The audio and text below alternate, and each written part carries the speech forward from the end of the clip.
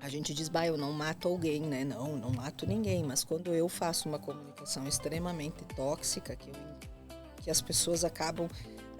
tem que estar muito desenvolvido para que tu não sinta nada no teu corpo a partir de uma comunicação muito agressiva, né?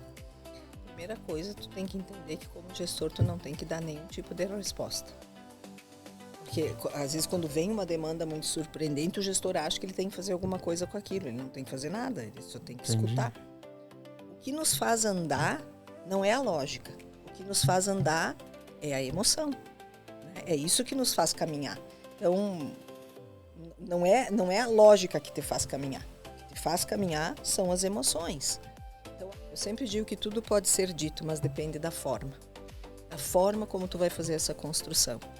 Então, eu não tenho dúvida que a comunicação é a maior habilidade do ser humano.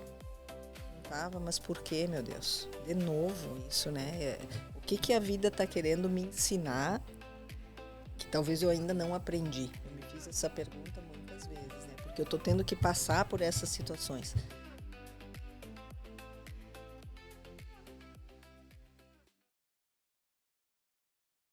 Sejam muito bem-vindos a mais um episódio do Motion Talks. Hoje a gente vai falar sobre comunicação.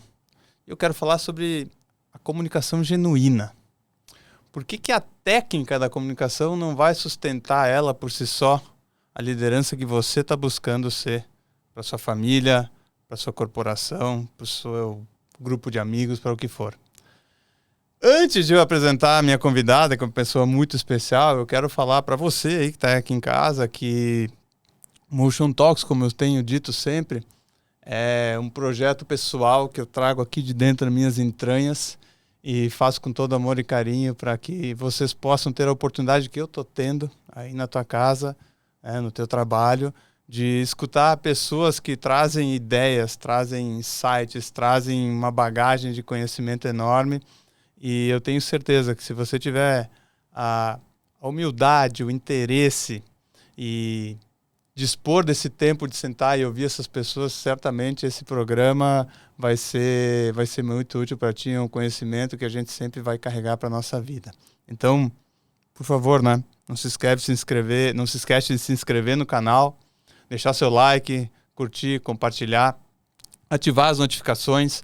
A gente está sempre no YouTube e no Spotify. Agora temos o nosso canal de cortes também no Instagram, onde você pode ter alguns dos melhores momentos que acontecem aqui na nossa mesa de bate-papo. Se inscreve lá, curte a gente. Na minha página também, @lucaspancoto no Instagram, você vai ter todas as informações que você precisa, os links de todos os nossos canais. Além disso, eu não posso deixar de falar dos nossos apoiadores, da Suvisual e da Urban Class. Suvisual, uma das maiores empresas de personalização de frotas no Brasil, e Urban Class aí que com uma moda fácil, uma moda minimalista, uma moda que descomplica, estão apoiando a gente. É um prazer contar com vocês. Obrigado, Suvisual. Obrigado, Urban Class. Sem mais delongas, eu vou começar a ler o currículo dessa moça aqui. Então, eu gostaria que vocês agora esperassem os 10 minutos, que vai ser o tempo que vai demorar para eu poder ler o currículo da dona Mirielle Colombo, para quem não conhece. Pois é. Eu vou cortar e não vou falar nada do currículo dela. Eu só vou dizer que a Mirielle é uma das maiores especialistas em comunicação do Brasil, eu diria. Ela é sócia executiva da Nortus, da Reclear e tem mais de 50 mil carreiras impactadas. Bem-vinda à mesa. A mesa é tua, minha querida Mirielle. Muito obrigada, Lucas. É um prazer enorme poder estar aqui, falar desse tema tão significativo e fazer um bate-papo para trazer insights e reflexões para as pessoas. Eu acho que sempre é muito importante a gente poder fazer essa contribuição e me sinto lisonjeada com esse convite para poder estar aqui dividindo essa mesa contigo. Que coisa boa. Miri, me diz uma coisa. Quando tu te olha no espelho hoje, né? Quem é a mulher que tu enxerga? A mulher que eu digo, a pessoa que a maioria das pessoas não vê nos palcos ou na sala de aula. Quem é a Mirielle? É uma boa pergunta e uma pergunta difícil, né, ao mesmo tempo. Quando eu olho no espelho, eu posso te dizer, Lucas, que eu me orgulho de quem realmente eu sou, fora do palco, como a gente diz, né? Eu sou uma mulher muito decidida, que passou por muitas coisas na vida e que conseguiu superar, né, uma série de dificuldades com muita disciplina, com muita tenacidade. Eu sempre digo que eu acho que é uma das minhas maiores características, se eu pudesse dizer uma coisa, assim, posso dizer uma coisa de mim mesma, é a tenacidade, de sempre poder começar de novo. Então, eu me acho uma pessoa bastante resiliente, muito apoiadora da família. Eu sempre me considerei um centro na minha família, sempre foi assim, né? Desde que eu me conheço por gente, eu sempre fui uma pessoa um ponto muito forte familiar, em função da minha personalidade, do meu jeito de ser, né? E me orgulho muito disso, assim, né? Então, fora do bastidor, assim, no bastidor, fora do palco, eu sou uma pessoa que valorizo muito a minha família, gosto de estar com os meus, gosto de apoiar meu pai, meu irmão, meu marido, né? São pessoas muito significativas na minha vida e preservo muito esse contato. Mas a maior característica minha é a tenacidade. Não precisamos, né, alongar muito para perceber isso, né? Na postura da fala a gente já vê, né, essa firmeza. E eu quero te pedir, tá? Hoje aqui eu sou aprendiz, total aprendiz. Chega a tremer de estar falando com uma pessoa que pode estar me julgando, né? Eu sei que eu não vou me comunicar perfeitamente, vai ter minhas falhas, mas o que a gente veio aqui é para um bate-papo, tá? Não é análise comportamental, nem de comunicação, tá bom, Vini? Podemos combinar assim? Tá combinadíssimo. Me diz uma coisa, de formação tu é fonoaudiólogo, pode chamar de tu? Sim, com pode certeza. ser? De formação tu é fonoaudiólogo, certo? Certo. Por que isso? O que te levou a buscar esse estudo da voz? Né? Qual foi a busca que tu teve? O que aconteceu que tu te levou a essa faculdade? É interessante porque há 30 anos atrás a fonoaudiologia não era praticamente conhecida. Na cidade, que eu sou de São Marcos, uma cidade pequena, né? Não existia fonoaudiólogo na cidade. Vou só pedir permissão. Para quem está escutando a gente no resto do Brasil ou no mundo, a gente está gravando o Motion Talks em Caxias do Sul, no Rio Grande do Sul. E São Marcos, que a Mirelle citou, é uma cidadezinha aqui, quase que satélite de Caxias do Sul, uma cidade bem pequena, mas fica colada aqui na região da Serra Gaúcha. Isso aí. Então, na época, a fonoaudiologia não era conhecida. Caxias do Sul tinha 2 fonoaudiólogas na época que eu decidi fazer fonoaudiologia. E foi muito interessante, assim, eu sempre fui das humanas, eu sempre gostei dessa parte, nunca fui das exatas. E a fonoaudiologia eu me apaixonei, não foi por causa da voz, eu me apaixonei porque eu queria trabalhar com surdos, eu queria trabalhar oralizando surdos. E isso muitas pessoas não sabem. Então, na época, eu decidi que eu ia fazer fonoaudiologia, só tinha em Porto Alegre e Santa Maria. E meu pai, assim, principalmente ele, dizia, mas meu filho, o que é isso? Ninguém conhecia o que era fonoaudiologia. E eu ainda dizia que eu queria trabalhar com surdos. E na época, em São Marcos, que nós conhecíamos, tinha uma pessoa com surdez, né? E aí ele dizia, minha filha, tu vai morrer de fome com essa profissão, né? E ele não queria de forma alguma que eu fizesse fonoaudiologia, enfim, eu me apaixonei, comecei a procurar e falar com pessoas, enfim, e tomei uma decisão muito rápida na minha vida de que eu faria isso.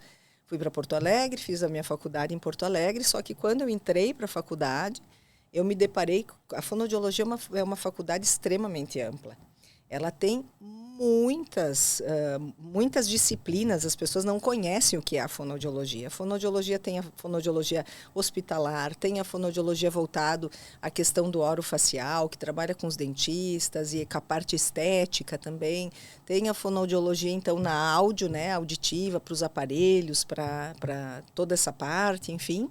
Tem a fonoaudiologia voltada para a área da voz profissional e, né? Enfim, tem uma gama enorme de especialidades. E quando eu me deparei com a fonoaudiologia na área da voz profissional, foi o meu maior encanto.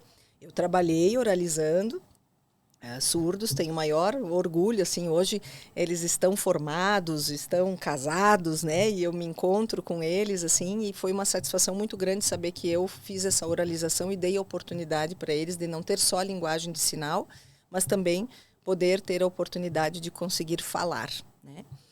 Então oralizei bastante, várias pessoas, mas a minha maior dedicação e a minha maior paixão foi a área da voz profissional. E foi aonde eu fui fazer a minha especialização e é onde eu mais atuo hoje, voltado ao princípio, mais a dicção e a oratória.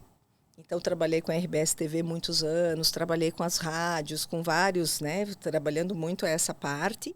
E depois eu fui fazendo, então, um estudo muito profundo na comunicação mais relacional, que é essa de administrar conflitos, a comunicação e influência, a comunicação voltada aos relacionamentos, a essa construção. E aí fui fazendo uma outra jornada na minha vida em relação a esse processo. Mas a fonoaudiologia surgiu na minha vida por essa paixão, para a questão da oralização. E olha bem, na época a oralização não era bem vista. Até hoje nós temos preconceito? Um preconceito, uma divisão ainda em relação a isso, né? Porque a comunidade fala muito dessa linguagem de sinais. E eu sempre, na época, logo que eu me formei, falava-se muito do bilinguismo, né? Hoje eu já estou muito distante, não sei nem se está se falando de forma diferente, porque eu já não estou mais atuando com essa área. E na época se falava muito do bilinguismo, e eu defendia muito, porque eu disse, a criança, ela não vai, se nós não oralizar agora, ela não vai conseguir ter oralidade. E ela não pode ter escolha, porque ela é uma criança. Então, eu sempre dizia, se depois ela decidir só usar a linguagem de sinal, é uma opção dela, né?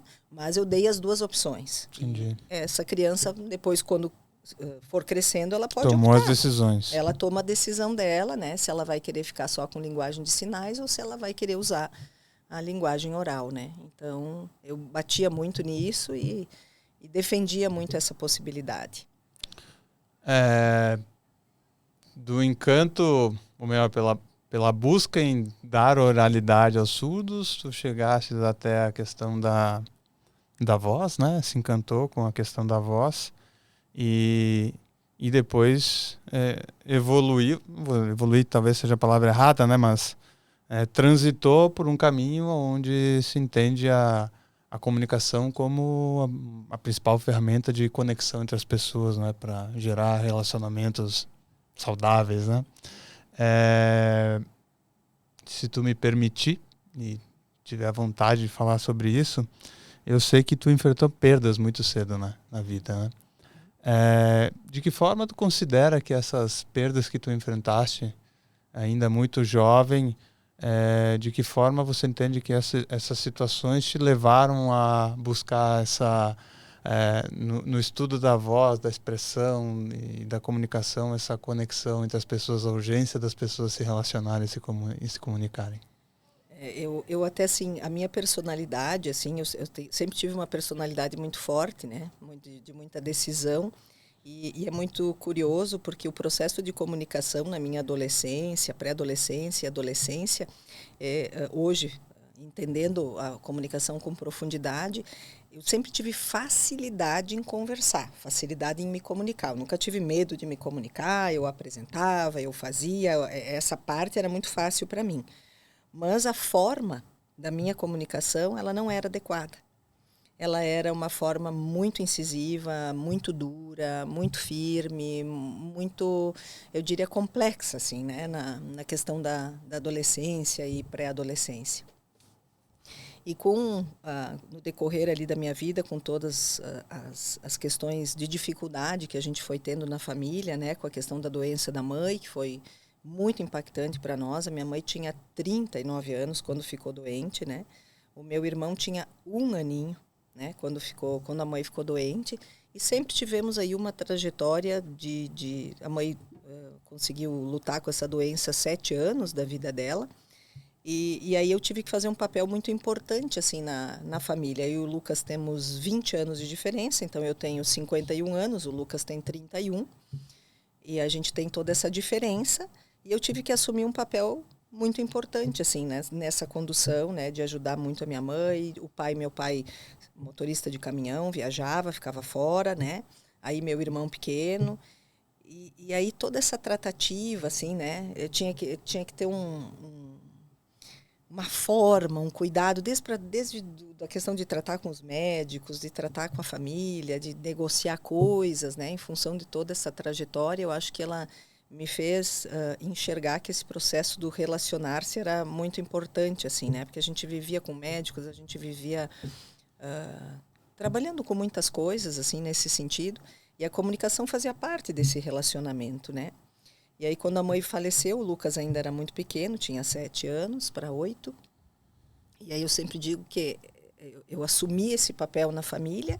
E aí era como se eu tivesse, né? Porque eu tinha que negociar, eu era irmã, e eu tinha que negociar esse papel junto com o meu pai, poder dar toda a orientação e fazer tudo isso.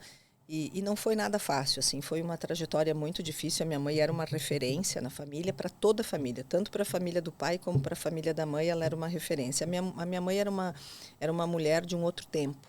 Eu sempre digo que ela viveu pouco porque ela era de uma outra, assim, estava muito à frente do tempo dela, né? Então, ela era uma pessoa que puxava muitas coisas, era uma referência, foi presidente de tudo que foi coisa, presidente da PAI, presidente do Projeto Crescimento, de futebol. Eu dizia, mãe, o que tu vai fazer com... Né, ser presidente de futebol, né, da cidade, o que tu entende disso, né? Mas ela estava lá porque eram para crianças carentes e ela estava puxando isso. Então ela era uma mulher espirituosa, cheia de vida, com muita energia.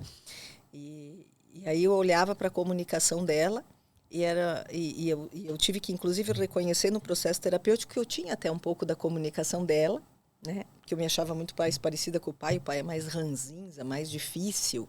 Muito mais difícil. Gringão, caminhoneiro. Difícil, com uma comunicação complexa.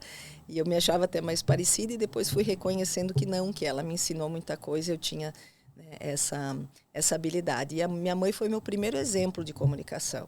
Uma comunicação muito empática, muito genuína, que acho que foi uma das pessoas que eu mais vi uma comunicação genuína foi na minha mãe. Então as pessoas tinham uma aproximação, todo mundo queria conversar com ela, todo mundo queria se orientar com ela, todo mundo queria conversar com ela, né? E aí eu pensava como é bom essa comunicação. Eu preciso trabalhar mais esse ponto, porque esse ponto eu percebia o quanto ela era querida, o quanto ela ajudava, o quanto ela facilitava esse trânsito comunicacional, inclusive na família, né? Então eu diria que a minha primeira inspiração comunicacional foi ela. E ela me fez olhar para esse processo de uma maneira diferente, assim, né? E aí eu comecei a trabalhar o meu processo de comunicação para que ele se tornasse melhor. E aí eu diria que é um caminho sem volta, assim, quando tu vai entendendo que através dessa competência tu consegue tudo. Eu sempre digo que tudo pode ser dito, mas depende da forma como tu vai fazer essa construção. Então, eu não tenho dúvida que a comunicação é a maior habilidade do ser humano. Nós temos 2 metacompetências, que é a gestão emocional e a comunicação. Através dessas 2 competências, tu consegue construir muita coisa, a nível familiar, a nível pessoal, relacionamento com amigos, na empresa, quem é líder com seus liderados, né? Tu vai conseguindo fazer excelentes construções. Com clientes, com negócios, com tudo. Tudo, né? Com tudo. Quando tu não tem uma comunicação adequada, tu cria muito ruído, tu cria muita dificuldade, né? Tu acaba não sendo uma referência e nem uma inspiração, porque uma pessoa muito difícil no processo de comunicação, ela não é uma inspiração, né? É complexa, a pessoa é complexa, ela até pode ser uma inspiração como um visionário ou alguma coisa assim, mas não como pessoa. Toda pessoa muito difícil no processo de comunicação passa muitas vezes a não ser uma inspiração, né, para as pessoas. Nós vamos falar mais sobre isso, mas eu queria entender um pouco como é que foi a tua transição, então... Tu começou a trabalhar profissionalmente do ponto de vista de clínica tentando resumir, como é que você chegou até a Reclir? Sim. Como é que você decidiu aqui eu estou atendendo surdos, eu já estou atendendo sobre a questão de dicção, quando eu vejo já estou dando consultoria para a RBS, foi de imediato, sair, vou abrir um negócio, como é que foi isso? Quando eu comecei, então, comecei na clínica, né? Na verdade, eu sempre trabalhei muito cedo. Então, comecei a trabalhar com 14 anos de idade, trabalhei como telefonista, recepcionista, até ir para a faculdade. Depois, em Porto Alegre, olha só, eu trabalhei como a área comercial dos purificadores Europa. Muito bom. Eu vendia purificador, eu marcava visita por telefone. Sabia que existe ainda telefone hoje? Esse negocinho aqui tem um botãozinho verde que liga, tá? Não é só mandar mensagem, dá para ligar. E aí eu via que eu tinha muita influência, né? Porque eu consegui marcar uma visita por telefone em Porto Alegre para receber um dos nossos vendedores, assim, né? Foi um trabalho interessante, enfim. Então, eu sempre trabalhei muito cedo, né? Para ajudar a família e para... Então, quando tu fosse para Porto Alegre, não foi só estudar, foi lá e trabalhou. Sim, sempre que eu podia trabalhar, eu trabalhava, né? Depois começou os estágios da faculdade, eu já não conseguia mais, mas o tempo que eu conseguia, eu trabalhava. E aí, daí quando vim para cá, eu comecei a clinicar, então eu atendia a área da linguagem, atendia várias áreas da fonoaudiologia na parte clínica, mas atendia muito a dicção e oratória em função, porque eu saí da faculdade e já entrei na pós-graduação e na especialização da voz profissional. E aí comecei a atender também, individualmente, principalmente, a questão da dicção e da oratória, do medo de falar em público, das apresentações, né? Então as pessoas me procuravam individualmente para isso. Depois a RBS, em algum momento, entrou na minha vida, né, fazendo uma solicitação para que eu atendesse alguns repórteres que chegavam do interior e que precisavam ser trabalhados para poder ir para o ar, né, e aí deixar eles mais preparados para isso. Então, eu nunca atendi lá na RBS, eu atendia no meu consultório, e as pessoas vinham lá e eu fazia o trabalho para eles, na época quando o Gerson estava em Caxias, que foi ele que procurou, e eu fiz muito tempo. Eu trabalhei para eles, né, preparando esses repórteres aqui. E assim começou, né? Mas eram trabalhos mais técnicos. Sim, eram trabalhos bem... Dicção, oratória. Dicção, oratória, trabalhar toda a parte de TV, né? De que eles conseguissem entrar no ar com entonação, com gestualização, com tudo, né? Na época, me lembro, a Marisol, né? Ainda na UX TV trabalhamos. Né? Todo mundo assim, que estava ali, a gente foi fazendo uma preparação, tanto que eu tenho maior carinho aí por eles, porque foram pessoas que foram passando aí o Marco, que hoje está em Porto Alegre, apresentando com a Ranzolin, né?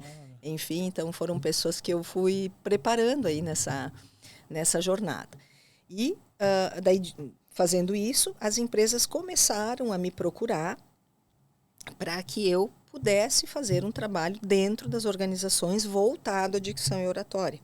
Comecei a atender algumas pessoas das empresas e eu sempre digo que o primeiro trabalho que eu fiz foi na Randon, né? E eu digo que eu não, assim, não tinha muito juízo, né? Porque um primeiro trabalho, tu ir para uma empresa dessas, foi um desafio. Se alguém não conhece a Randon, é provavelmente uma se não a maior empresa um ecossistema de empresas gigantesco aí que envolve implementos rodoviários, enfim, hoje é um dos maiores grupos econômicos, eu diria, de todo o Rio Grande do Sul, né?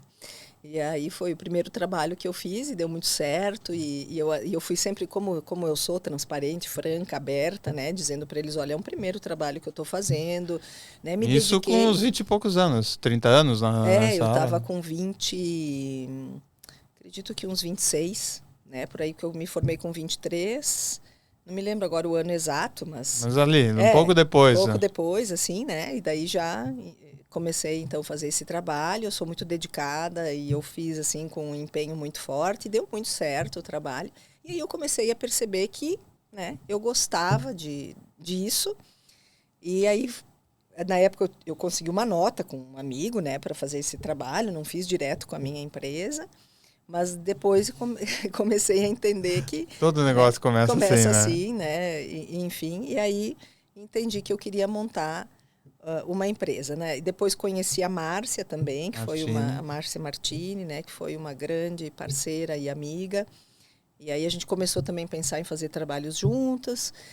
Depois eu fui convidada para ser coordenadora aqui na FSG. Aqui digo porque nós estamos pertinho, na faculdade para ser coordenadora de uma pós-graduação em comunicação. E aí, sabe, começou a surgir bastante essa questão. E aí, numa rodada de mesa, assim, conversando, eu resolvi abrir a empresa que na época se chamava Clearcom. Clearcom. Comunicação Com clara. de comunicação, e Clear, claro, ok. Clear, e, enfim, então abri a empresa e aí o trabalho começou.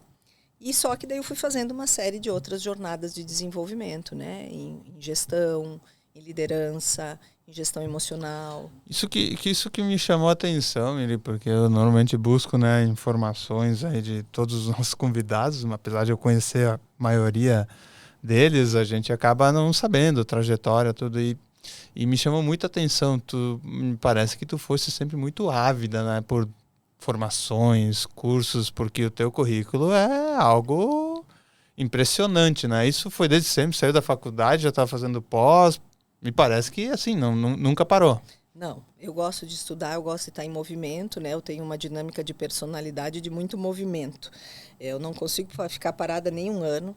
Eu estou sempre fazendo uma formação nova e eu gosto do conhecimento, tenho sede por conhecimento, eu gosto, tenho uma proatividade muito alta e eu gosto de estar aprendendo. E gosto de estar aprendendo sobre desenvolvimento humano, né? Para mim, isso é o que me encanta, é o que me apaixona. E eu entendo que um profissional precisa estar sempre atualizado. No momento em que nós estamos hoje, com o número de informações que vem... Uma loucura, né? É uma loucura. Então, se tu tiver um ano sem formação, para mim, tu já está, né, atrasado. Sim, sim. Então, com certeza. eu estou sempre fazendo alguma coisa em desenvolvimento e também lendo muito. Então, hoje, a leitura também é algo que me alimenta bastante, no sentido de conhecimento, livros específicos, né, que podem estar me apoiando e aprofundando os estudos. Nesse momento, esse ano, eu estou trabalhando e aprofundando muito o tema da comunicação e da influência, que são elementos diferentes, né? Então, desde o ano passado, eu venho num estudo profundo sobre influência, entendendo, e já pedi uma pesquisa enorme de artigos, né? Então, podendo trabalhar e entender o que tem no mundo relacionado à influência. A gente já está com uma formação na Nortus voltado à comunicação e influência, para que as pessoas entendam mesmo o impacto que pode gerar, né? Por falar em Nortus, eu queria que tu me contasse como é que a Nortus surgiu na tua vida, porque eu te conheci a partir da Nortus, né? Na verdade, eu fiz um trabalho contigo antes, eu fiz um trabalho com a Márcia, e eu te conheci a partir da Márcia, mas foi a partir de um convite para ir participar de um curso de liderança na Nortus. Como que a Nortus chegou na tua vida? Então, a Nortus aconteceu em função dos meus estudos. Eu fui fazer o Senex, eu tinha um módulo chamado Comunicação Metasistêmica. E eu estou sempre procurando alguma coisa nova em comunicação, e comunicação é uma coisa que, assim, é difícil a gente encontrar uma coisa que nos surpreenda, né? E aí, quando eu encontrei esse curso no Senex, eu fui fazer e era o Gilberto, né? Hoje, meu sócio. Era o Gilberto que ministrava, era 2 módulos de 3 dias, então era um módulo bem profundo. Eu me apaixonei pela forma como o Gilberto trabalhava a comunicação metasistêmica. Na época, a Miriam, esposa dele, estava junto, né? E a gente conversou muito, e eu fiquei bem encantada com a metodologia. E aí fui para Campinas fazer outras formações com a Nortus. Fui fazer, na época, um curso de gestão da mudança, fui fazer outras coisas. E eles apresentaram para mim, então, a gestão contemporânea, que é o que a gente tem hoje em Caxias do Sul. Produto, né? O produto da formação em gestão contemporânea. E aí eu adorei aquilo, disse, nossa, porque eu estava procurando uma especialização em gestão, mas eu também queria fazer uma coisa que realmente fizesse sentido e fizesse muita diferença. E aí a Nortus me apresentou a formação, só que era aquela coisa, eu ia ter que ir para Campinas todo mês para fazer a formação. Daí eu voltei para cá, trouxe todo o material, apresentei para a Márcia, eu disse, Márcia, nós temos que trazer essa formação para Caxias, nós temos que trazer isso aqui para cá, nós temos, né? E tal, e a Márcia olhou, se encantou, e aí eu entrei em contato com a Nortus pedindo se eles fariam uma turma em Caxias do Sul. Daí eles me pensaram e tal, me deram um retorno que se nós fechasse 21 alunos, eles vinham, né, fazer a formação. Beleza. Fechamos tudo com empresários, donos de empresas e fizemos a primeira turma em Caxias do Sul da formação. Foi uma turma espetacular, mas foi uma figuraça. A turma foi assim, né? A gente assim se divertiu muito e aí fiz a formação e aí começamos a trazer. Tu estava na primeira turma como aluna. Como aluna, né, da formação em gestão contemporânea. E aí, todos os anos, nós íamos trazendo né, a formação, até que chegou um momento que eu e Gilberto, então, e a Miriam conversamos para que eu entrasse na Nortus e, inclusive, ministrasse um dos módulos. Não tinha comunicação na formação, e que eu, então, ministrasse o módulo de comunicação dentro da FGC.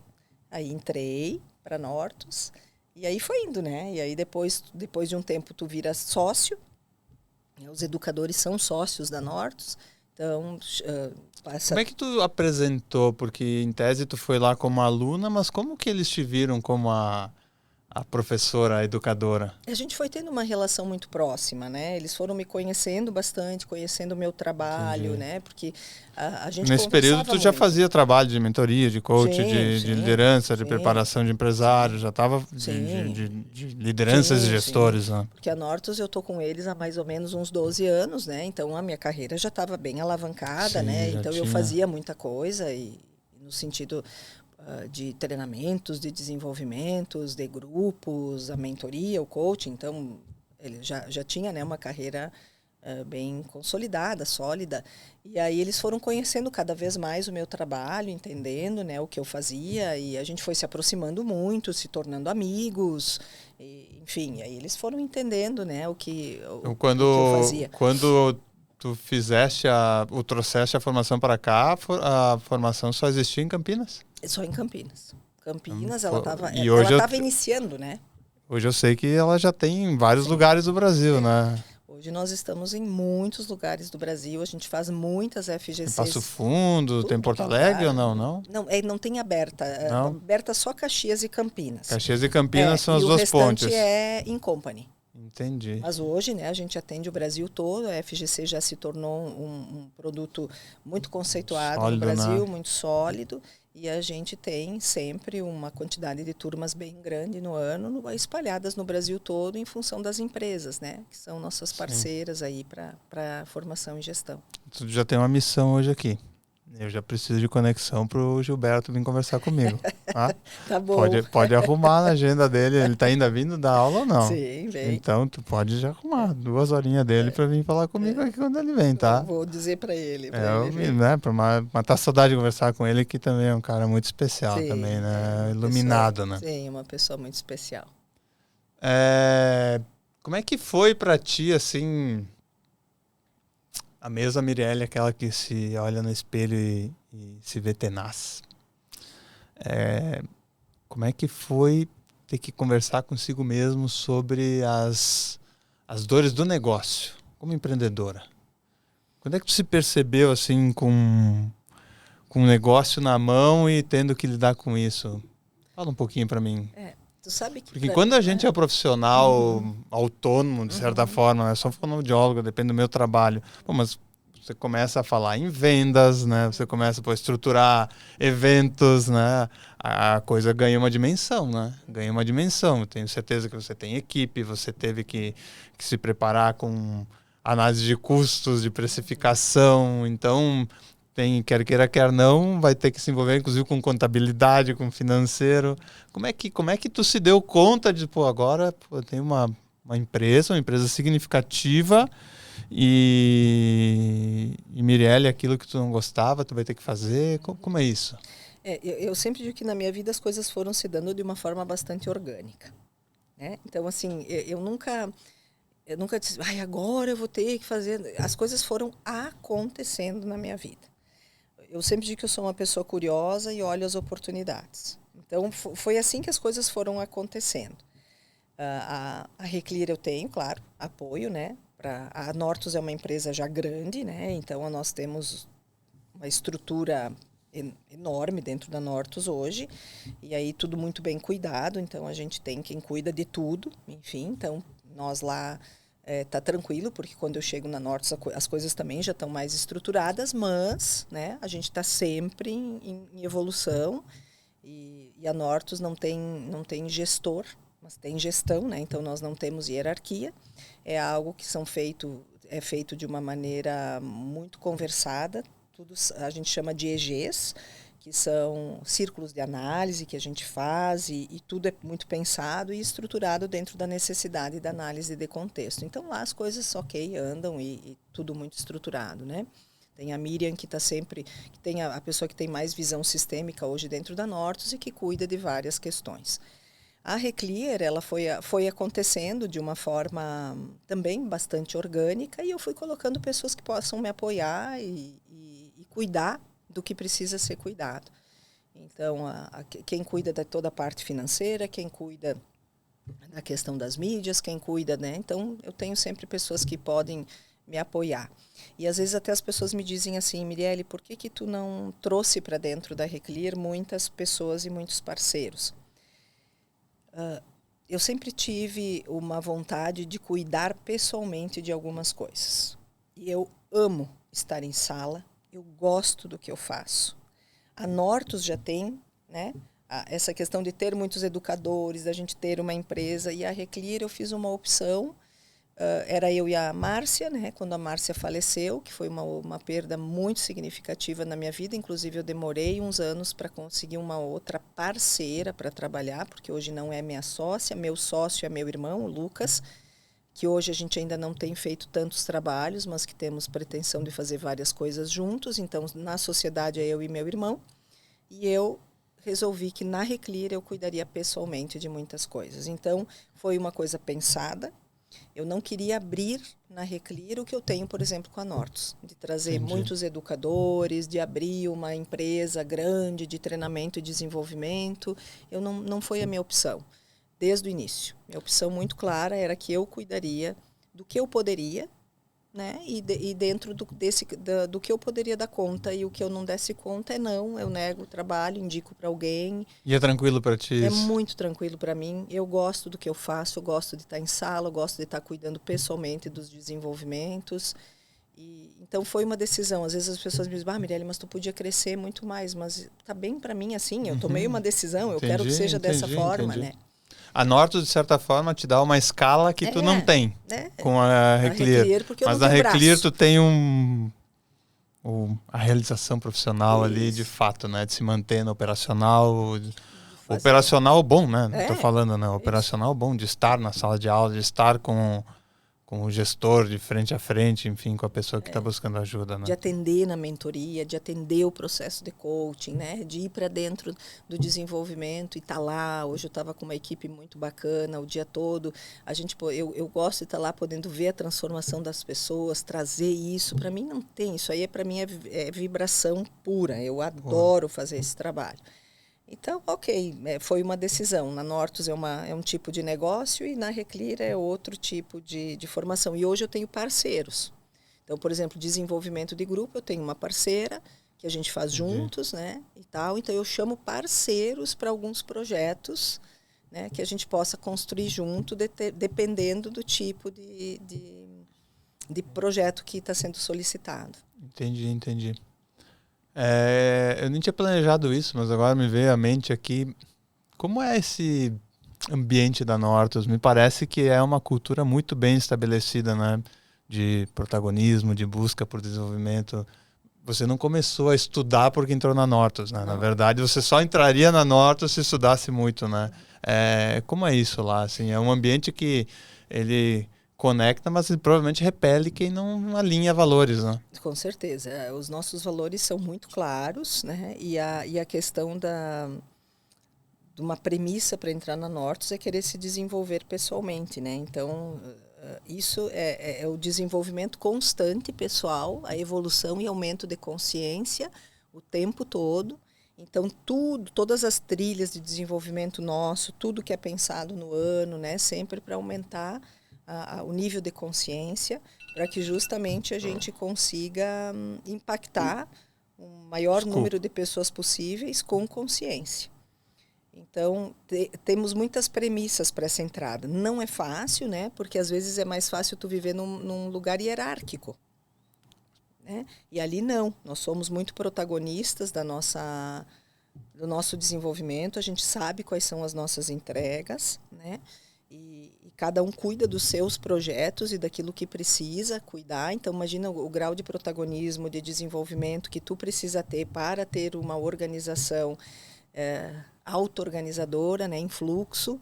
É algo bem trabalhoso E a gente tem, óbvio, como toda organização, problemas, dificuldades e que vamos trabalhando e desenvolvendo, né? Mas é uma cultura bem diferente. Muitas pessoas querem entrar na Nortus, mas assim, entrar na Nortus eu sempre digo, não é um processo simples, né? Eu me lembro que quando eu entrei... Tem vaga aberta para entrevista, né? Não é assim, né? As pessoas que entram não é dessa forma, né? Que as coisas acontecem de uma outra maneira, com uma aproximação, com conhecimento, com uma série de questões. E eu me lembro o Valdeci, que é meu sócio, disse: olha, Miri, tu te prepara, né? Porque entrar na Nortus nos primeiros 3 anos é um tsunami. E realmente, né, é uma empresa diferente e que te convida todo o tempo a poder se desenvolver. Né? E não é fácil, tu tem que ter um protagonismo muito grande para viver uma empresa como é a Nortus hoje. Né? Então, é curioso, é divertido e, ao mesmo tempo, é bem desafiador. Deixa eu te pedir uma licença agora. Eu sei que tu fala muito isso, eu lembro da tua aula falando que tudo comunica, certo? E numa empresa, numa marca também tudo comunica, certo? Então, imagino que tu deve pensar que se eu tenho uma empresa que comunica, que gostaria de comunicar, que entrega alto valor, mas a linguagem das pessoas, a vestimenta das pessoas, a recepção, o café frio, a antipatia do atendente, provavelmente comuniquem o contrário, né? Como, por exemplo, uma empresa que trabalha com transporte tem uma frota que está caindo aos pedaços, que comunica desleixo, que comunica falta de segurança. Então, é por isso que eu agora preciso dar o disclaimer do nosso apoiador, da Suvisual. Suvisual é o movimento que transforma. Por que é o movimento que transforma? Porque na Suvisual a gente acredita que equilíbrio é estagnação. A gente precisa estar em movimento para se sentir vivo. E esse movimento é o movimento que nos leva sempre à evolução. A evolução que você, empresário, você, frotista, pode ter ao comunicar com o seu carro, com o seu caminhão, com a sua frota e com tudo que envolve o teu ecossistema, a tua empresa, os valores que você realmente quer entregar para o teu cliente, para o mercado, para as pessoas que trabalham contigo.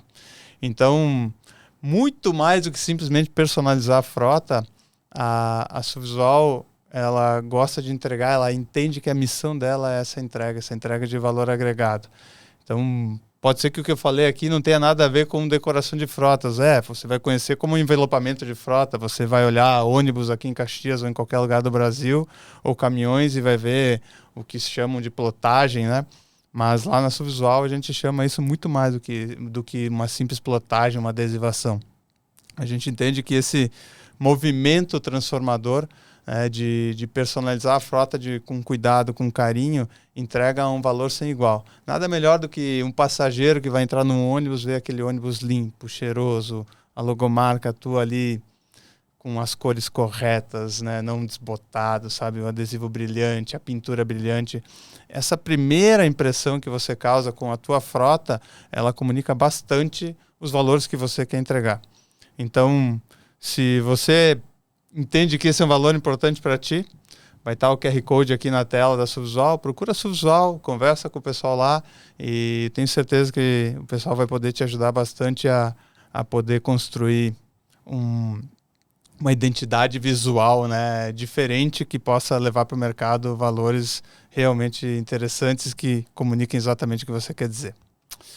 Feito o disclaimer do nosso querido apoiador, Rosimar, obrigado por abrir a mão, valeu. Né? Agora eu queria entrar de fato no nosso tema de comunicação. E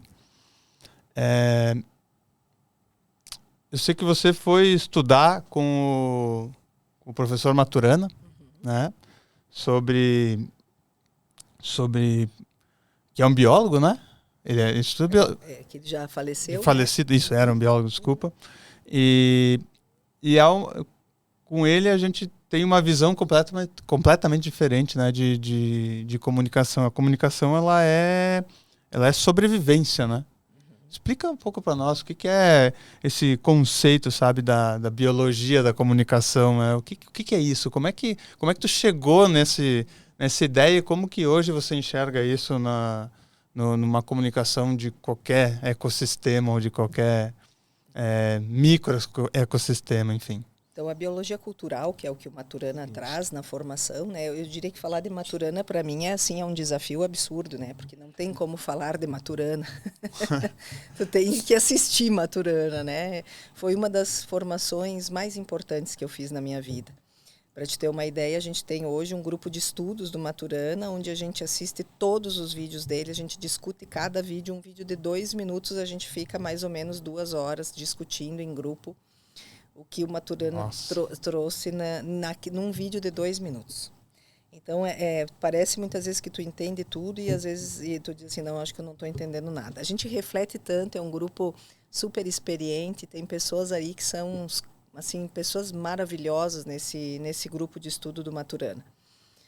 Mas, enfim, quando a gente pensa na comunicação voltado à questão biológica, né, o que a gente traz desse processo? O processo da comunicação, pensando na biologia, a comunicação ela é a grande responsável pelo nosso bem-estar e pelo bem-estar do outro. A nossa trajetória, a nossa vida, toda a nossa criação, e desde que a gente está na barriga da mãe, né, tudo que vai ficando no nosso sistema biológico, então, a nível de sistema límbico, a nível de córtex pré-frontal, então tudo que na questão da neurociência do comportamento, existem muitas neurociências, e eu estou falando aqui de uma neurociência voltada ao comportamento, quando a gente tem muitas memórias, a gente tem muita coisa que fica armazenada dentro do nosso sistema límbico. E quando eu estou trabalhando o processo de comunicação, uma das atividades que a gente faz é poder entender como essa comunicação se deu na família, né? E aí a gente vê muita coisa acontecendo, né? Sem um julgamento de pai e mãe, porque cada um fez o que podia, né? Mas o processo de comunicação, às vezes, ele não chegou como um processo técnico, sólido, bem instrumentalizado. Então, muitas vezes na família eu não aprendi a escutar, muitas vezes eu não aprendi a ter um tom adequado, a fazer uma comunicação mais inclusiva, né? Então, dependendo de como isso se deu na minha vida, muitos registros de memória vão estar conectados dentro do meu sistema. E muitas vezes uma pessoa, por exemplo, se alguém chega e fala num tom mais alto com a gente, isso pode me ativar profundamente se eu vim de uma família, por exemplo, que gritava muito, que brigava muito, que tinha muito conflito, né? E o tom de voz, por exemplo, sempre foi um tom de voz alto. E às vezes as pessoas não se dão conta dentro de uma organização que aquela pessoa que chegou e tem uma comunicação, por exemplo, mais impositiva, isso me ativa profundamente, de forma inconsciente, né? As pessoas não percebem isso de forma que, isso veio, né? Eu tive esse gatilho, porque lá na minha casa, né? As pessoas às vezes não fazem essa relação. E aí as pessoas pensam assim, não, eu fiquei com raiva porque o Lucas fez isso, né? E não, tu ficou com raiva porque isso te acionou um gatilho e isso te mostra que tu ainda não sabe lidar com esse tipo de situação.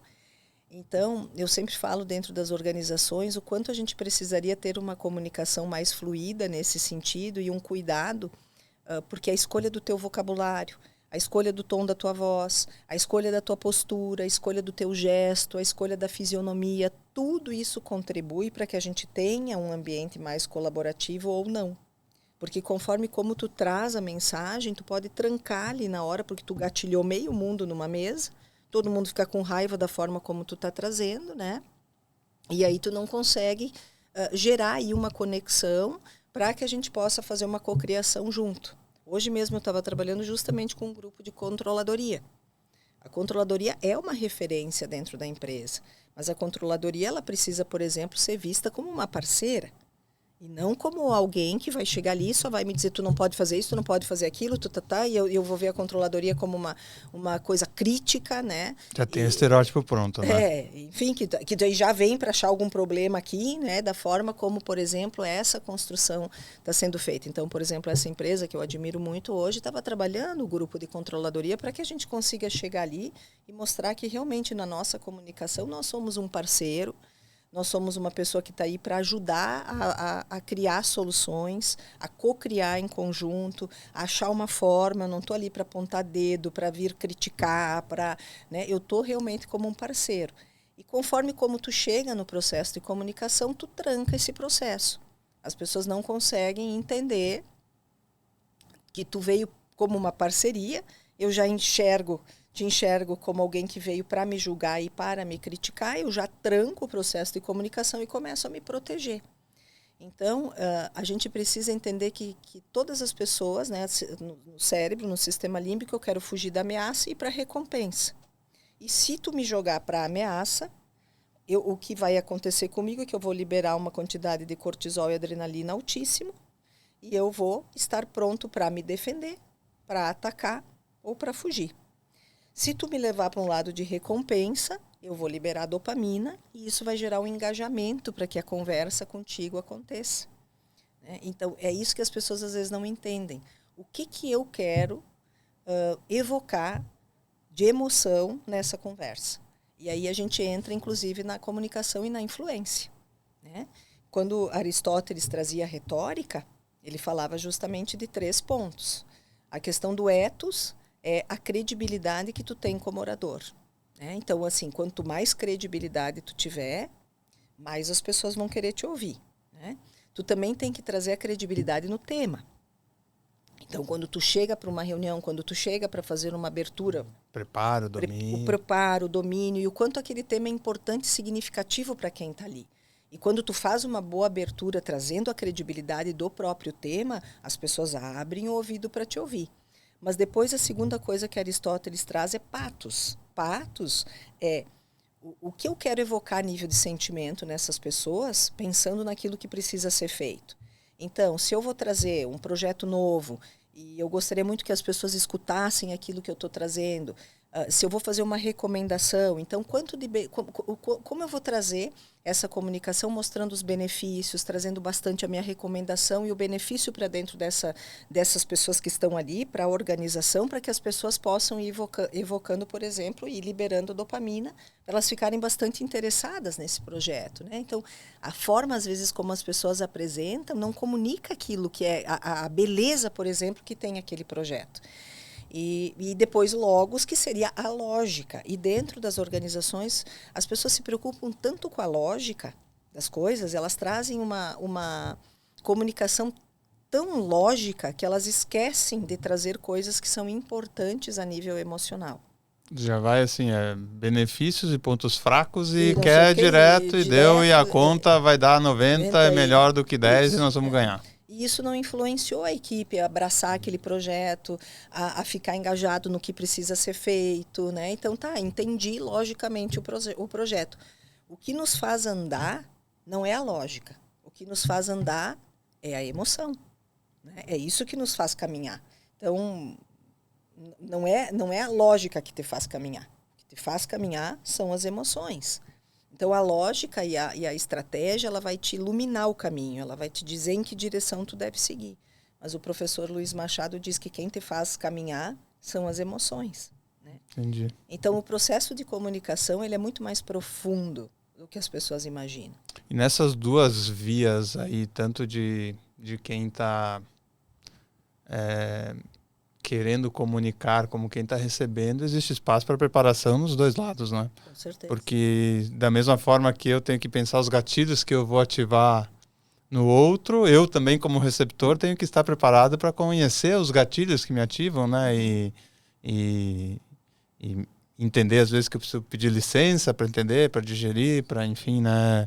Poder para processar aquilo, né? Eu sei que tu defende muito o modelo SCARF. Uhum. O que é o SCARF? É um mapa? O que é o SCARF? O SCARF é um método de engajamento, é um método da motivação. Explica isso. Então, quando a gente pensa nisso, as neurociências trouxeram algumas coisas que são muito significativas para as pessoas na vida, né? É um termo em inglês, vou trazer direto aqui para o português. O S é questão de reconhecimento, né? O status. Então, Entendi. Assim, todo mundo quer saber se seu trabalho está bem, se eu estou acertando, como é que eu estou naquele processo, né? Eu quero ser reconhecido nas minhas coisas. Isso é muito significativo dentro da vida das pessoas. E aí, quando eu estou falando de reconhecimento, eu não estou falando da miséria, da significância, que é o que a gente traz na Nortus, né? Eu digo que passou do ponto reconhecimento, Sim. né? Eu só vivo para isso. Se alguém me disser que eu sou bom, senão eu não consigo ir para frente. Senão eu não consigo ir para frente, não consigo me sentir feliz, não consigo, né? O reconhecimento normal, assim, né? Todo mundo gosta de entender se seu trabalho está bem, se eu estou indo, onde eu preciso acertar mais, o que eu tenho que fazer. Então, se sentir capaz, né? Se sentir capaz, potente, enfim. Então, é super importante a gente cuidar disso. O C é do senso de previsibilidade, do senso de certeza. Então, olha só na liderança, né? Quando as pessoas não trabalham direito um perfil de cargo, quando a gente não tem um direcionador estratégico da empresa, quando eu não tenho um direcionador estratégico da própria área que eu atuo, e eu fico solto, esse gestor, por exemplo, não trabalha comigo um senso de previsibilidade, de me mostrar uma direção, de ter a direção clara. Isso é uma coisa que as pessoas detestam. Trabalhar em empresas confusas, desorganizadas, a nível de direção estratégica, a nível de perfil de cargo, quando as pessoas me dizem, eu não sei o que meu gestor quer, uma hora é uma coisa, outra hora é outra, eu nunca sei o que ele está esperando, eu não sei a expectativa que ele tem, né? Isso deixa as pessoas muito confusas. O A é a autonomia. Todo mundo quer ter autonomia, nem que seja assim, eu cuido dessa galinha aqui, mas eu que cuido, eu que faço. Então, o quanto o gestor mostra até onde tu pode ir, o momento em que tu tem que acionar ele para poder, então, assim, a partir daqui tu me aciona, mas isso aqui tu tem já condições, né, de cuidar sozinho. Então, esse processo de autonomia que a gente quer desde criança, né, e tem crianças que são super autônomas já e mostram para os pais isso, né. O R, que é o senso de pertencimento. E como é que a gente trabalha o senso de pertencimento? Envolvendo a equipe nas questões, buscando solução em conjunto, ouvindo a equipe, deixando a equipe trazer o que pensa, né? Trazendo eles para o jogo para pensar nos problemas. Então, a equipe começa a entender que ela é importante, que o que ela pensa tem significado, que ela ajuda a construir esse sucesso dessa área, né? Então, a gente vai inserindo as pessoas. E o F, que é o senso de justiça, que cada vez que eu me sinto injustiçado, isso faz com que o meu engajamento, né, diminua. Então, dentro desse processo do SCARF, tanto no processo de comunicação, porque, por exemplo, quando eu estou trabalhando o módulo de comunicação e influência, eu faço exercícios práticos onde eles vão ter que criar, a partir do case que eu der, eles vão ter que criar uma comunicação em que o SCARF esteja inserido. Então, como que eu converso, por exemplo, com uma equipe que não chegou no indicador e na meta que precisava, mas que se esforçou, né, e que fez tudo para isso, mas nós não atingimos as metas, por exemplo, do trimestre, ou enfim, e a gente precisa falar sobre isso, conversar sobre isso, mas como é que eu posso fazer uma introdução que o SCARF esteja sendo considerado nessa apresentação, né, para que o nível de engajamento das pessoas não caia. E aí é um exercício muito bacana que a gente faz no módulo, onde os gestores dizem, nossa, isso é possível, né? É possível a gente trazer toda essa fala para dentro dessa introdução, por exemplo. É treinável. É treinável. Né? E aí a gente precisa pensar nisso o tempo todo. O gestor precisa pensar nisso com a sua equipe. Como é que eu estou trabalhando esses 5 elementos com cada pessoa da equipe? Cada pessoa da equipe eu preciso pensar como eu estou nas 5 letras do SCARF. Né? Então, é o método da motivação, e que é do David Rock, né, que estudou o SCARF, e eu acho fantástico poder pensar sobre isso. É possível medir ele? Tem, sei lá, testes, indicadores que eu consigo conversar, ou ele é subjetivo? Ele é subjetivo, né? Mas tu pode pensar numa métrica para ti, né? Por exemplo, como gestor, como é que na prática, quais são as ações que tu vai fazer? Que trabalha cada uma das letras. Trabalha cada uma das letras, e como é que tu pode medir isso a partir da tua aplicação. E dentro da tua experiência aí, hoje, explica muito porque muitas pessoas que têm uma comunicação, uma oralidade técnica adequada, eu diria, não conseguem gerar conexão, mesmo com o discurso correto, mas porque o Scarpe todo, né, tá deixando alguma coisa de fora. Tá gerando incerteza, gerando uma perda de autonomia. Por mais que ele esteja falando, de repente, até num tom de voz correto, ele já está criando um monte de lacunas. É comum isso. É comum gestores que se expressam muito bem, né? A dicção, a oratória, não falta comunicação, não falta feedback, mas não gera engajamento. É comum isso. Não gera conexão. Tem um distanciamento, às vezes é uma comunicação muito voltada só à estratégia lógica, né? E aí eu não trabalho a emocionalidade, não trabalho as letras do Scarfe, não consigo trazer isso. E quando a gente pensa em Scarfe, é muito interessante a gente pensar nele em todas as nossas relações. Porque se tu pensar na relação de casal, como estão essas letras na nossa comunicação dentro de casa? Sim. Como eu estou trabalhando isso com o meu marido, com a minha esposa, como eu estou reconhecendo na minha comunicação, como eu estou trabalhando o senso de previsibilidade da nossa relação, a autonomia que eu dou, né, para essa relação também, o senso de pertencimento, o quanto eu me sinto pertencente nessa relação, escutada, apoiada e vice-versa, né? O quanto essa relação está justa de ambos os lados, quanto a gente consegue conversar sobre isso, quanto a gente consegue entender a necessidade de um e de outro e ajustar. Então, dentro de casa a gente precisa olhar para essas letras para que, por exemplo, na própria relação a gente tenha um nível de engajamento bacana, né? Entendi. Por que eu tenho líderes que têm uma comunicação complexa, bruta, agressiva, mas eles conseguem conectar, ter engajamento? Sabe porque eles conectam com pessoas muito parecidas? Por que às vezes parece que funciona assim? Eu não vou falar sobre política, essas bolhas assim polarizadas, porque aí parece que assim, eu só tô, não é nem conectando, eu tô simplesmente dizendo o que as pessoas querem ouvir. E acho que uma relação saudável muitas vezes precisa falar, ter conversas difíceis exatamente para alinhar coisas que não estão indo bem, né? Mas a gente vê assim pessoas que não tiveram a oportunidade de ter um preparo de técnico, né, de comunicação, mas que conseguem conectar, gerar engajamento, né? Por que isso? Eu acredito que quando eles conseguirem, mesmo com uma comunicação mais difícil, mais bruta, eles mesmo assim conseguem gerar um engajamento. Eu acredito que as pessoas conseguem perceber a boa intenção por trás daquele processo de comunicação. Então as pessoas conseguem conhecer essa pessoa e entender muitas vezes que esse é só o jeito da pessoa, mas que ela tem uma intenção profunda, uma intenção mais genuína, uma intenção boa, né? Só ela não sabe expressar a intenção de uma forma mais adequada aquilo que tem dentro dela. Porque se tu não conseguir enxergar isto neste gestor, tu não vai tu não vai conseguir fazer conexão. Tu só te conecta com esse gestor se tu vê que tem uma transparência, se tu vê que tem uma questão mais genuína, se tu vê que a intenção é boa, só a forma não é boa, mas a intenção é boa, e tu consegue entender que esse ser humano é uma pessoa do bem, é uma pessoa boa, é uma pessoa, né?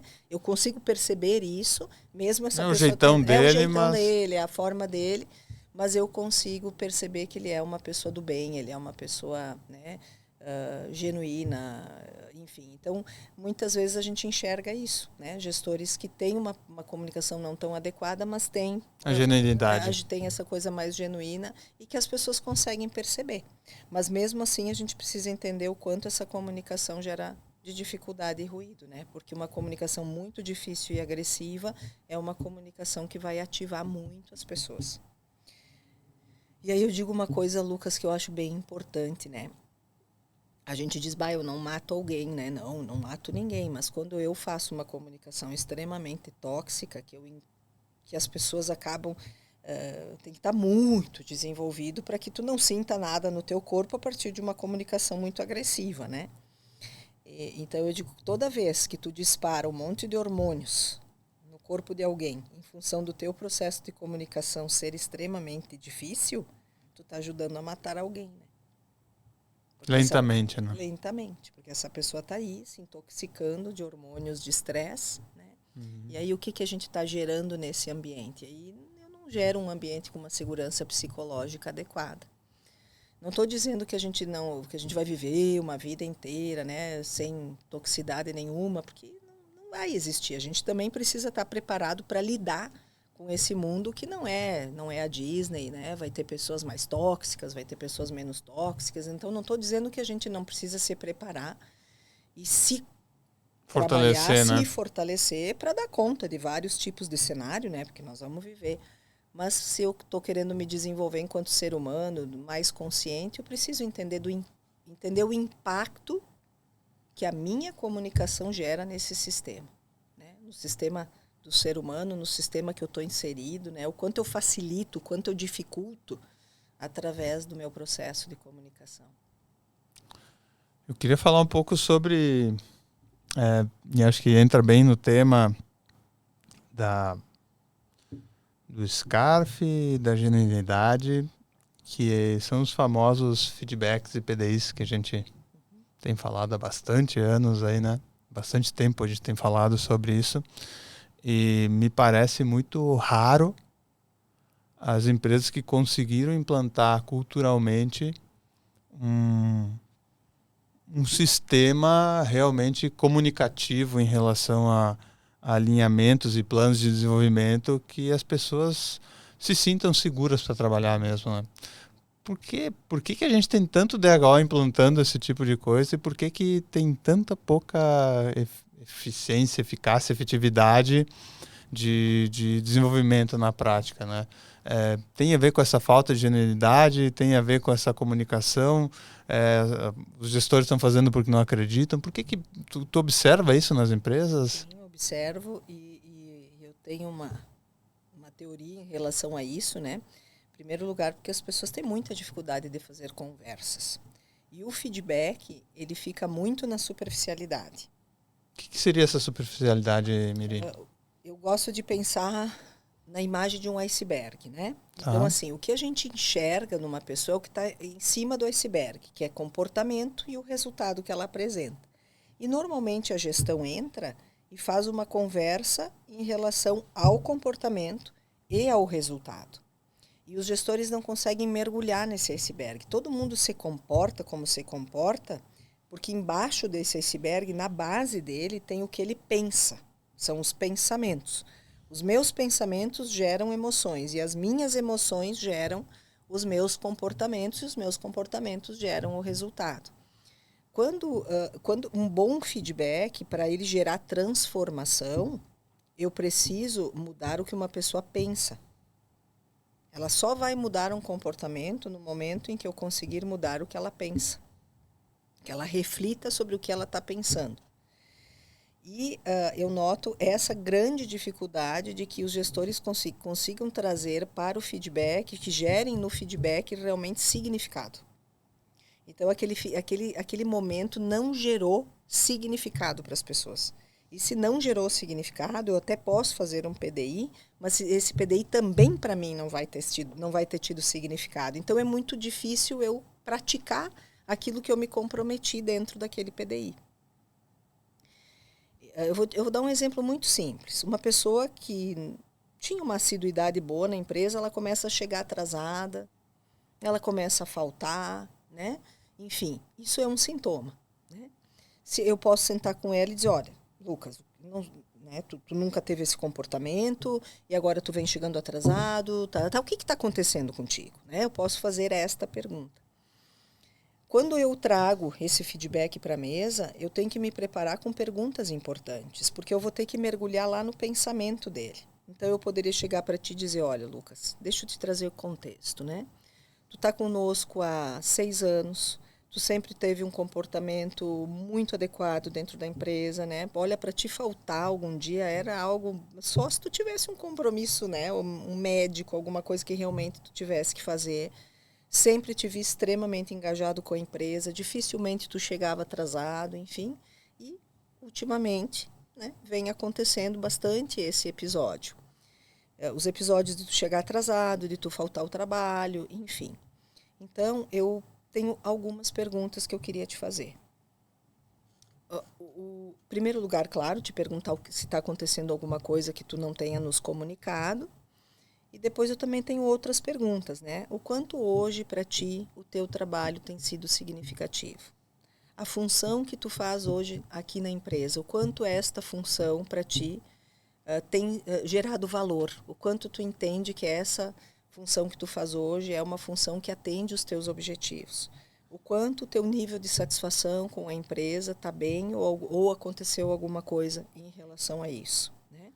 Como você está enxergando a empresa nesse momento? O quanto tu te vê aqui ainda, o quanto tu é significativo para ti que tu estejas aqui. A minha liderança, né? Como é que tu está vendo a minha liderança? Tem acontecido alguma coisa em relação a isso?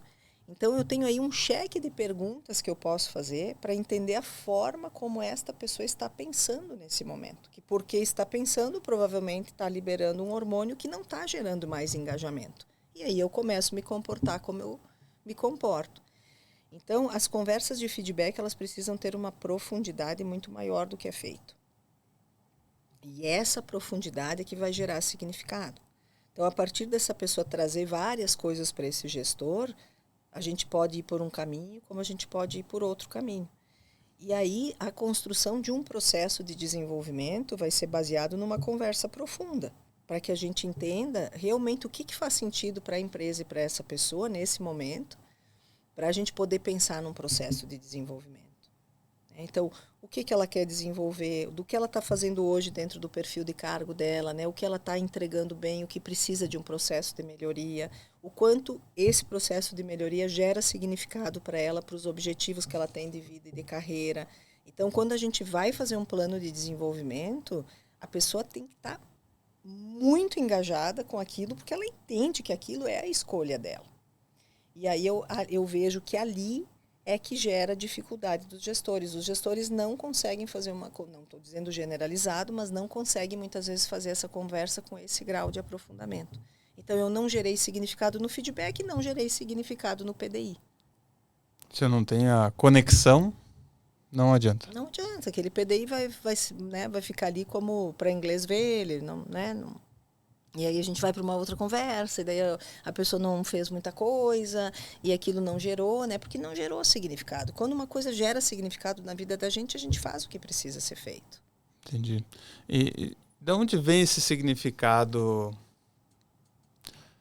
Eu tenho conversado com algumas pessoas e muitos têm dito assim que o desenvolvimento ele parte primeiro de um desejo da pessoa querer se desenvolver.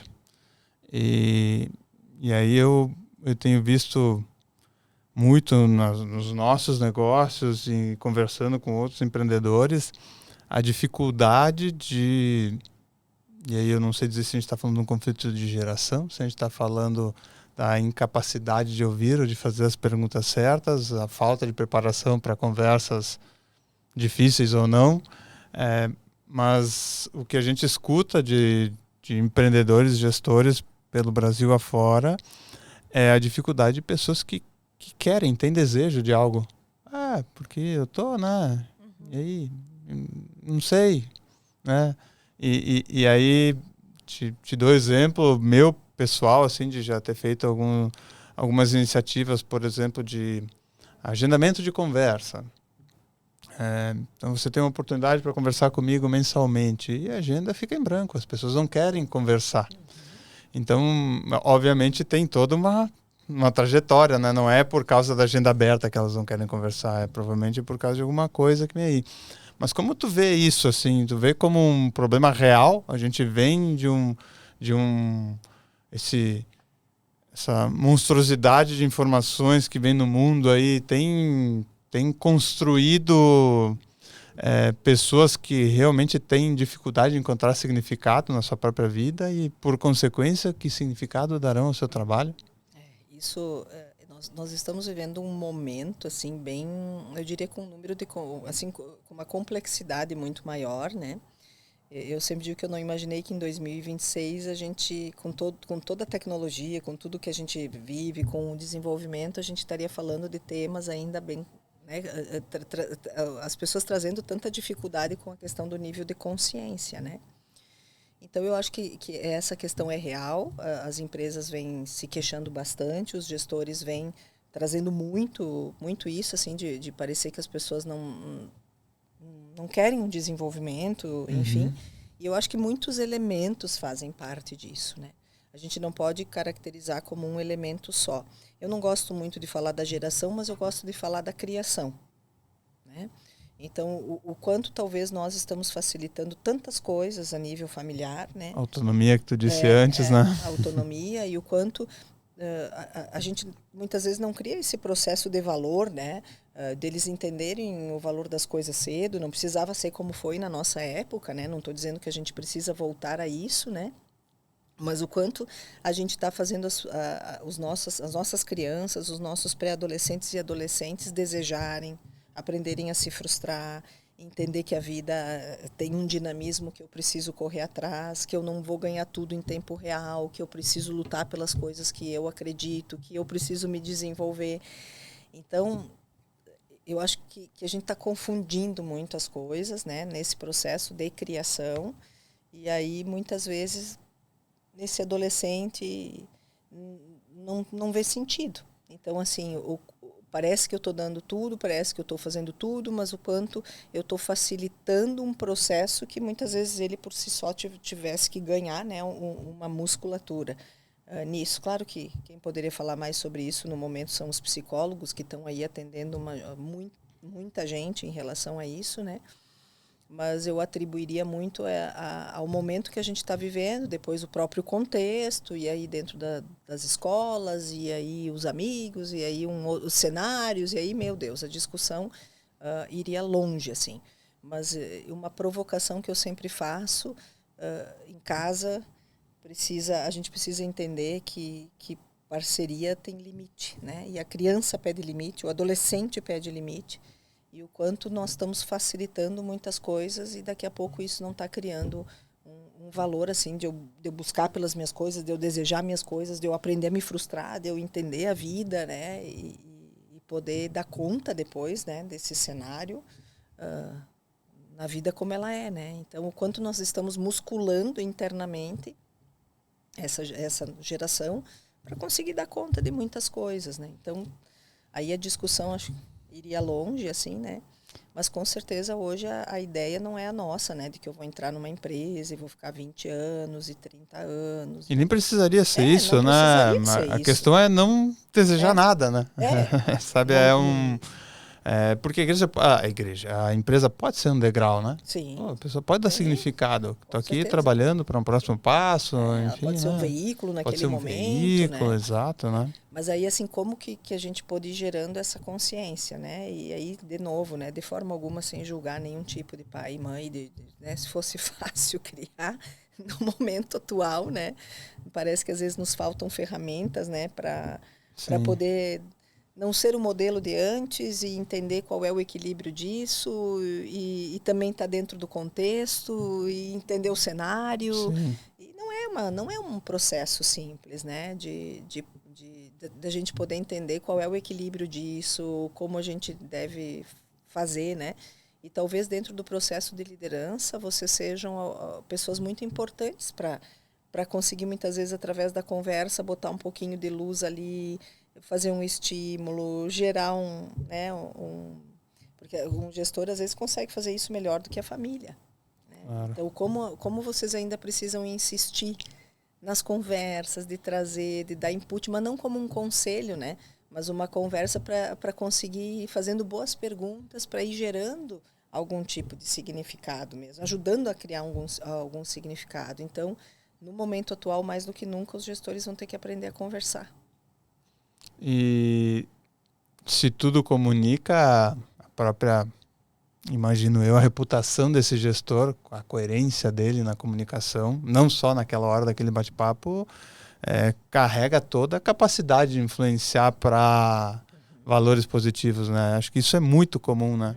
A fala ser uma, a prática ser outra. Como tu vê essa questão de construção de influência a partir da comunicação, já que é o que tu tem estudado e trabalhado mais agora, né?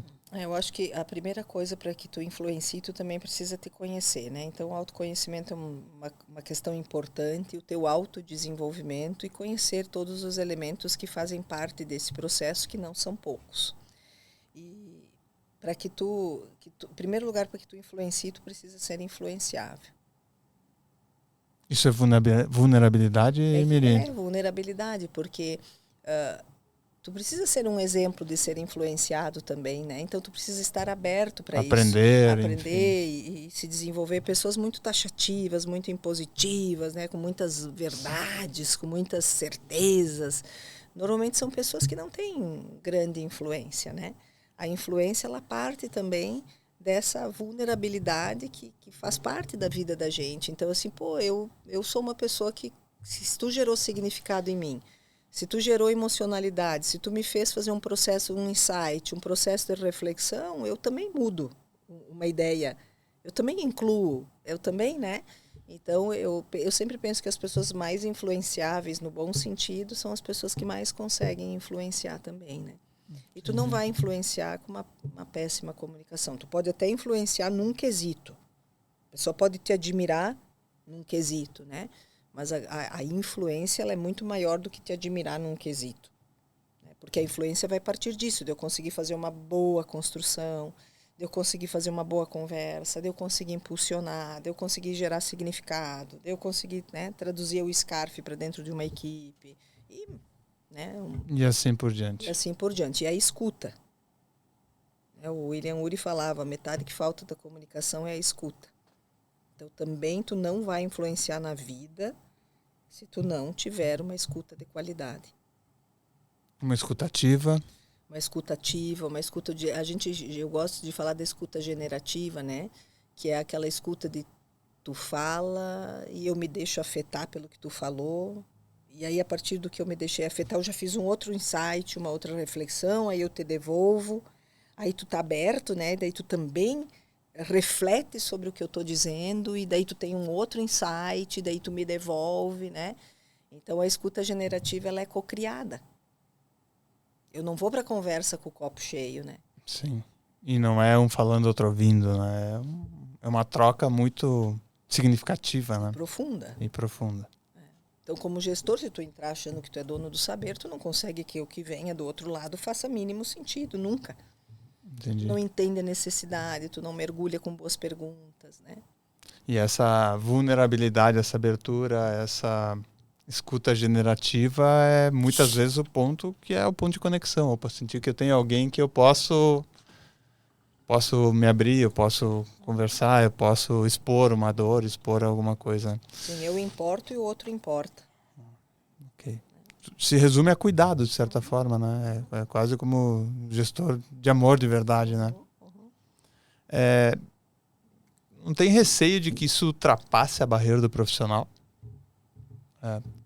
Essa conexão ser tão profunda e a falta de preparo do líder, do gestor, e não conseguir... Eu não estou falando aqui de assédio, nada disso. É realmente falta de preparo. Você toca em temas talvez tão doloridos e sensíveis da pessoa que você não sabe como lidar. Porque da mesma forma que a gente não tem esse preparo para conversas difíceis, para aprofundar os temas, a gente se coloca numa situação de que a vida inteira fomos ensinados a trabalhar só comportamento, resultado, comportamento, resultado, comportamento, resultado. E aí eu chego na frente, no tete a tete da conversa e surge uma demanda, né? Conseguir abertura até sem querer, às vezes, né? E não sei o que fazer. Então, primeira coisa, tu tem que entender que como gestor tu não tem que dar nenhum tipo de resposta. Porque, às vezes, quando vem uma demanda muito surpreendente, o gestor acha que ele tem que fazer alguma coisa com aquilo. Ele não tem que fazer nada, ele só tem que escutar. Né? E aí eu posso dizer, olha, Lucas, o que tu me trouxe agora, né, eu nem sei o que te dizer.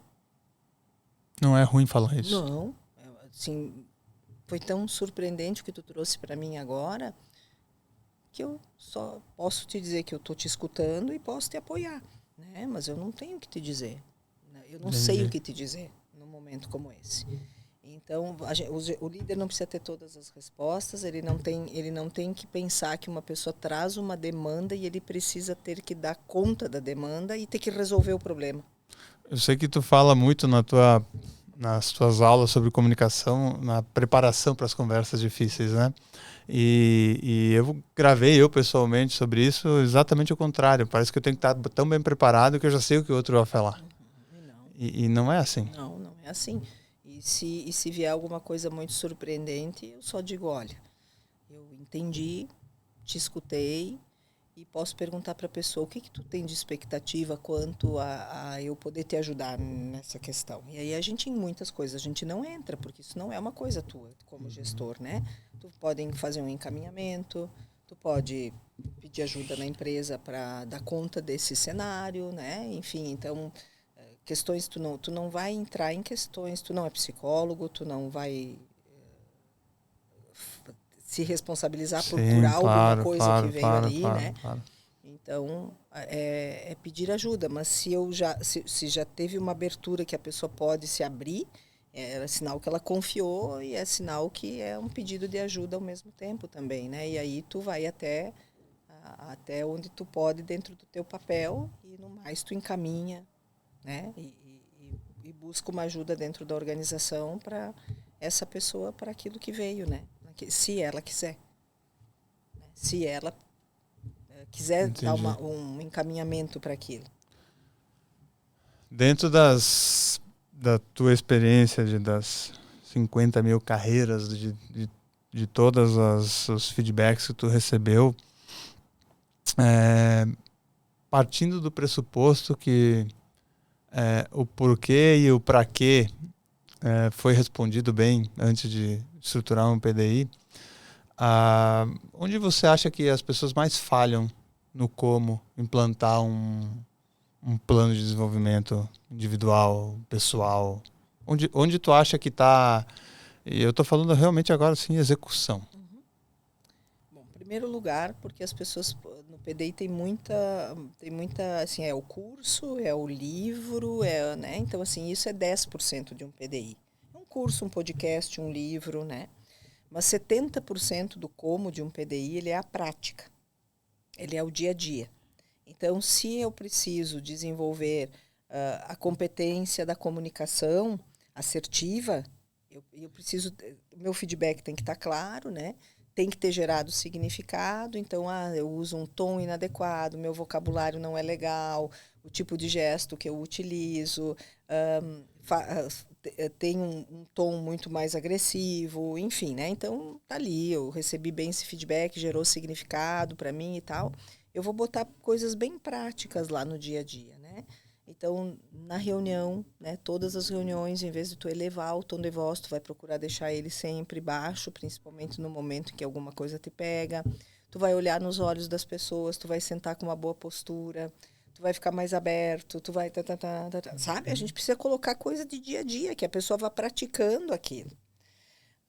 Tu vai sentar, eu gosto muito dos 20% também. Quem tu admira no processo de comunicação? Eu admiro muito a forma como o Pedro lá faz a comunicação. Senta com ele, pede dicas, o que ele faz, que são as mentorias internas. Então, 20% de um PDI é mentoria interna e externa. A pessoa pode buscar por um trabalho para ela dentro daquela competência quando parece que para o gestor, por exemplo, faltam ferramentas para ajudar ela naquele processo.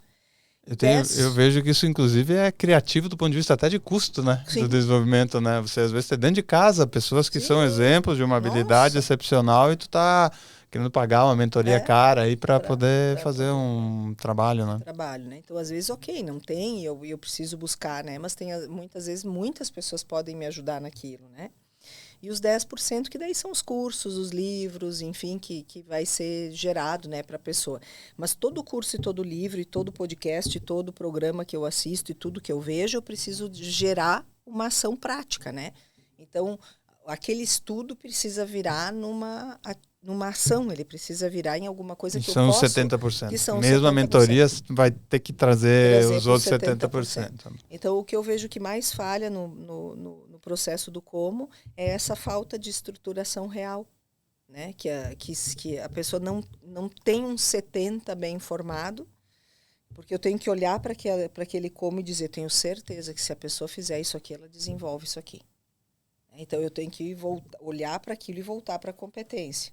Com certeza, se ela fizer isso aqui, ela vai melhorar esse ponto. E é aqui que muitas vezes os gestores têm dificuldade de elaborar com as pessoas. E daí eu elaboro um como que... Sim, e muitas vezes o gestor não está saindo nada ali porque nem gerou a conexão inicial. E E às vezes aí ele não sabe também, ele não está com sabe, dificuldade com aquele como, mas aí a gente tem que ir co-criando, sabe? O que a gente pode fazer aqui? Bom, o feedback que eu te dei, que gerou significado, tem aquilo. Então vamos colocar isso aqui no dia, né? Tal. E aí, que é rodando um PDCA de todo esse É. processo de forma muito ativa, né? Exato. Então, se preocupar muito que esse como esteja bem estruturado e que seja lógico, né? Eu tô atendendo... Claro, né? Claro, Essa semana passada eu estava atendendo uma pessoa que, no 20%, eu pedi para ela estar numa mentoria comigo, né? Por um processo, ela é uma gerente de pessoa jurídica, então atende as empresas e tal. E ela está querendo se desenvolver mais, cada vez mais, para que possa fazer um atendimento cada vez mais qualificado. E ela tinha um perfil bastante administrativo, e então vai para essa área que se torna mais comercial. Então, nós estamos desenvolvendo várias competências, mas eu pedi para ela pegar todas, dentro dessa companhia, para ela pegar todos os gerentes PJ que fossem muita referência dentro da companhia, e que ela fizesse, então, todas essas conversas com essas pessoas para pegar dicas, para pegar, né, o que elas fazem de diferente, que elas têm esse resultado tão significativo e tal. E aí ela me trouxe semana passada o resultado dessas 5 conversas. Foi fantástico. Ela já estava com uma série de dicas significativas e importantes que nós jogamos para o PDI dela. Então, as conversas geraram um monte de ações nos 70, né, que ela começou a fazer. O roteiro que eles cederam para ela de como eles se preparam, a forma como eles investigam a necessidade do cliente, não sei o que. Eles entregaram um monte de coisa significativa, porque eles são uma referência, né? Deram várias dicas de como tu consegue influenciar para marcar a visita e não sei o que, né? Então, gerou, meu Deus, eu acho que nós colocamos dentro do PDI dela 9 ações. Que vinda do processo que ela fez com esses mentores internos. Bom, eu poderia ficar aqui até amanhã falando contigo, Miriam. Para mim está sendo uma aula, mas eu preciso te pedir licença para falar do nosso outro apoiador aqui do Motion Talks, que num ambiente, num contexto de tanta complexidade, tem algumas empresas que gostam e entendem que a sua missão é descomplicar um pouco a vida. Eu adoro Rápido e Devagar, Daniel Kahneman, e as múltiplas decisões que a gente tem que tomar na vida, né? E a Urban Class está aqui para ajudar a gente a decidir rápido algumas coisas na vida, né? A gente tem tanta complexidade nas decisões que a gente tem que tomar com o relacionamento com filhos, com a família, com o cônjuge na empresa, e a roupa ser mais uma delas é ruim, né? Então, tá aí, cara, a Urban Class vem com um conceito agora de moda corporativa, uma moda minimalista, uma moda que simplifica as tuas decisões, um design que é extremamente simples, mas que traz uma qualidade por trás, desde as matérias-primas, os tecidos do processo fabril, e que entrega um valor de uma maneira muito diferente. Eu, quando fiz provavelmente meu primeiro trabalho de coach, onde a gente falava como eu deveria me postar, me apresentar, ainda eu tinha que usar uma camisetinha de botão. E hoje, como o mundo tem algumas coisas que melhoram, né, que evoluem, né? Hoje um empreendedor pode ser uma pessoa que está vestida de uma forma casual, mas ainda assim comunica valor, né? Não necessariamente porque ele está vestido de uma forma casual significa que ele não entrega valor agregado, que ele não é uma pessoa séria, que ele não entrega, né, toda a coerência, né, da sua personalidade. Então, tá aí, Urban Class. O QR Code está na tela, e a Urban Class, além de ter soluções para você abastecer o teu guarda-roupa, também tem soluções corporativas muito legais. Então, se você é gestor de um time de vendas, de uma equipe administrativa, enfim, eu fiquei sabendo de cases até de um advogado que agora no cenário atual está largando aquela fatiota que a gente fala aqui, né, de advogado, está sempre engomadinho, e se vestindo de uma forma muito mais confortável muito mais casual, minimalista. Eu estou aqui com a minha Urban Class, algodão egípcio. A gente pode, na simplicidade, ter uma complexidade de coisas boas, né? E não seria para menos agora, eu também preciso presentear a minha convidada. O Edu da Urban mandou uma muito obrigada. Camiseta para ti, Miri. Olha só que chique. Espero que tu gostes. A gente chutou o tamanho, tá? E tu testa aí, se não ficou legal, por favor, me avisa que qualquer coisa a gente troca lá com o Duda. Agradeço demais, Urban Class, pela confiança na gente. E não se esquece, né? Acessa o QR Code, acessa a Urban Class, entre em contato com o pessoal lá e tenho certeza que vocês vão ter um atendimento especial lá. A gente está indo já para uma fase final do nosso podcast, não tão final. Eu quero fazer mais uma pergunta e se ela for pesada demais, tu sinta-se à vontade de não responder. Eu conheci a Márcia Martini, a tua sócia na Reclear, e eu tenho certeza que a partida da Márcia, como tu falaste, foi um silêncio, né, pesado para ti. Como que essa perda mudou o tom da tua voz? E como que essa perda, mais uma perda bastante significativa na tua vida, ressignificou a vida da Mirielle de lá para cá? A Márcia foi uma perda realmente muito significativa. Assim, a gente tinha uma construção muito franca, muito transparente, muito honesta. E a gente estava, meu Deus, nós estava pensando em construir muitas coisas, né? E aí a gente foi impactado aí pela notícia. Mas a Márcia me ensinou muita coisa na vida. Ela me ensinou a olhar a vida de uma maneira positiva. A Márcia sempre foi uma mulher muito otimista, muito cheia de vida, né? Muito empolgada com muitas coisas. E toda a trajetória dela, né, nesse período difícil que foi a doença, enfim, eu pude entender ainda mais o valor que a vida tem, né? O valor da vida, o valor da família, o valor dos bons momentos, não se preocupar com tanta coisa que é tão insignificante. Eu acho que a vida veio me mostrando isso sempre, desde da questão da doença da mãe. Depois eu trabalhei 12 anos junto com a Maria Inês Cavalli, que é uma outra pessoa que eu admiro assim com todas as minhas forças. Eu acho que foi a pessoa que mais me ensinou empatia na vida, foi ela. Uma amizade que eu tenho profunda, e ela e o marido, e aí nós perdemos o Danilo também com 50 anos de idade, né? Então a minha mãe com 45, depois a perda do Danilo, que era um amigo muito querido, né?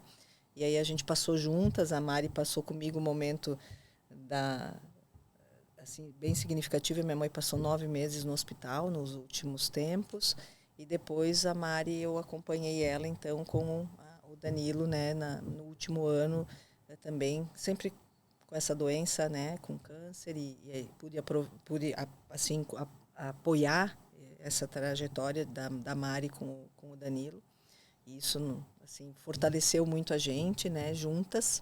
Ela me apoiou, eu apoiei, e daí depois eu fiz a transferência para esse local onde eu e a Márcia trabalhamos juntos, e aí eu me deparei de novo com a mesma situação, né? Então, te diria que isso não é fácil. Às vezes eu me perguntava, mas por que, meu Deus? De novo isso, né? O que a vida está querendo me ensinar que talvez eu ainda não aprendi? Eu me fiz essa pergunta muitas vezes, né? Porque eu estou tendo que passar por essas situações.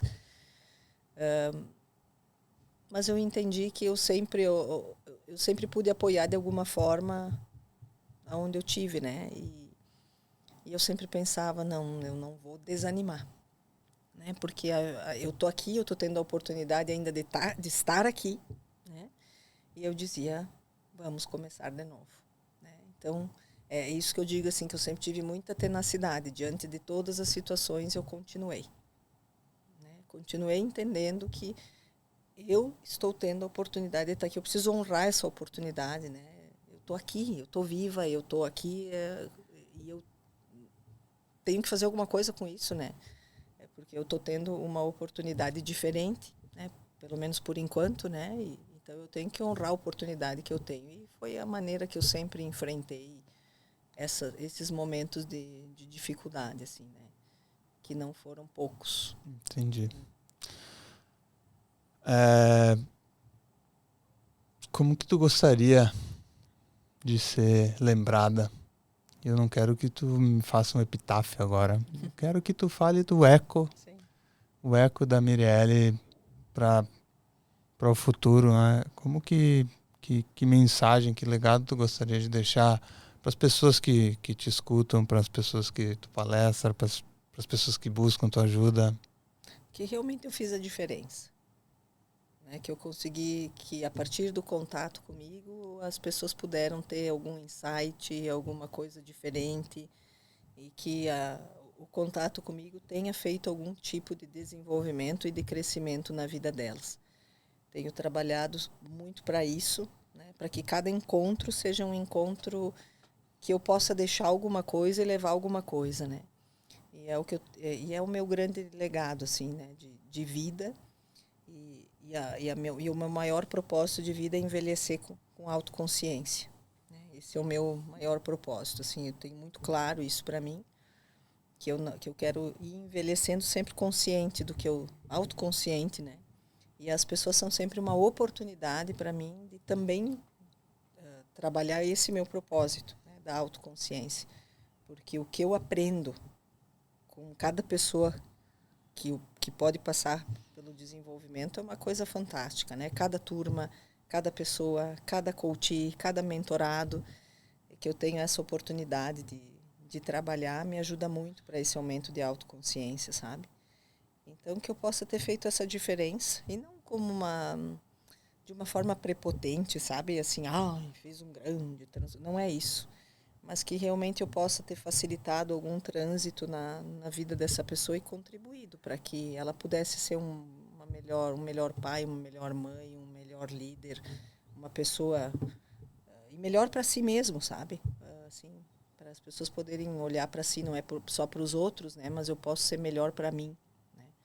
Então, se eu conseguir deixar isso já, nossa, para mim é muito. Boa. Miri, eu queria, antes de tu dar teus contatos, suas redes, eu queria um corte aqui agora, já que a gente está falando em podcast, em cortes, eu queria que tu me dissesse, assim, uma frase final para um gestor, um líder, ou qualquer pessoa que está entrando numa sala de reunião hoje.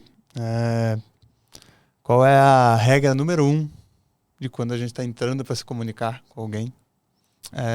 Para uma convivência adequada, para uma convivência sadia. Se tivesse que gravar aqui, eu sou tatuado, tu não tem tatuagem, eu acho, mas se eu tivesse que tatuar aqui para nunca esquecer a regra que se eu seguir, o resto vai se encaminhando, né, com bom coração, enfim. Acho que para esse podcast eu deixaria a frase de Aristóteles, que ele diz assim: o sábio nunca diz o que pensa, mas pensa tudo o que diz. Fechou. Bom, gravaram o corte aí, Tiagão, porque isso, pelo amor de Deus, né? Miri, como é que as pessoas te encontram? Como é que a gente encontra na rede social, no LinkedIn, Instagram? Eu vou deixar na descrição do vídeo, a gente deixa tudo, mas dá tuas redes aí, pode falar direto para a câmera. E se puder deixar uma mensagem também para o pessoal que está nos assistindo, eu te agradeço. Então, meu nome é muito peculiar, né? Então, é bem fácil de me encontrar.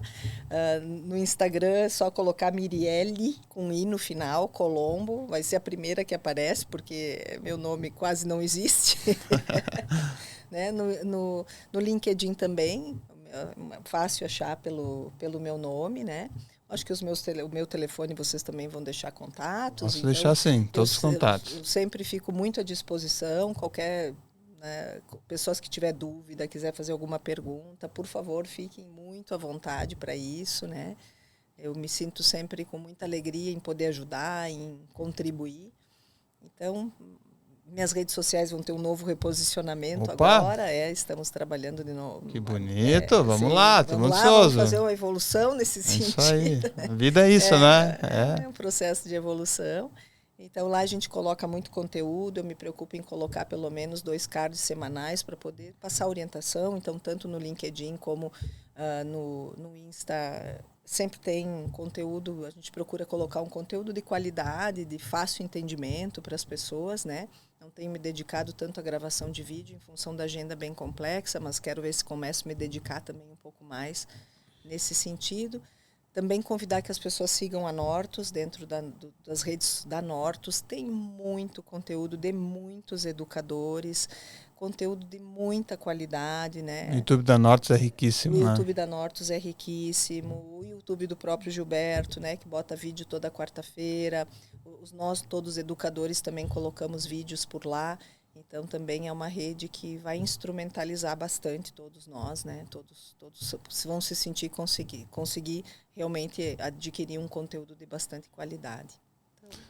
Miri, antes da gente entrar aqui, eu conversei contigo um pouco, né? E eu queria te dizer que, do fundo do meu coração, te ouvir hoje é um afago ao coração. Obrigado por tu ter vindo, por aceitar o convite de vir aqui dar essa aula pra gente, contar um pouco a tua trajetória. Por mais que a gente se conheça há bastante tempo, eu não fazia ideia de um monte de coisa. Então, muito obrigado por ter aceito o convite e tenho certeza que se você conseguiu chegar até aqui, né, se você dedicou esse tempo ao aprendizado e está só naqueles 10%, né, que a Mirelle falou, mas você tiver a capacidade agora de forma introspectiva, compreender, racionalizar sobre esses temas e definir algumas ações, eu tenho certeza que você começa a virar o jogo e evoluir. Então, o recado final que eu queria dizer hoje é para quem se sente invisível, incompreendido, que a sua voz não tem, parece que ela fica abafada no mundo, né? Existem um monte de pessoas no mundo que são do bem, que estão prontas para te escutar, que estão prontas para te acender uma vela de luz. Então, eu quero que o Motion Talk seja isso para as pessoas, seja uma pontinha de luz para você se localizar, né, em muitas escuridões, às vezes, que a gente se coloca na vida. E espero que você tenha essa força de dentro do teu coração para conseguir sempre caminhar, evoluir e trazer sentido para a tua vida, tá? Obrigado, Mirelle, obrigado a quem ficou escutando a gente até agora. Não se esquece, né? Motion Talks está no YouTube, Motion Talks Cortes é o nosso canal do Instagram.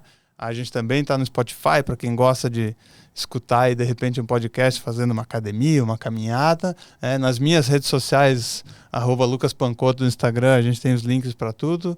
E em todas as redes a gente tem uma série de códigos de conteúdos.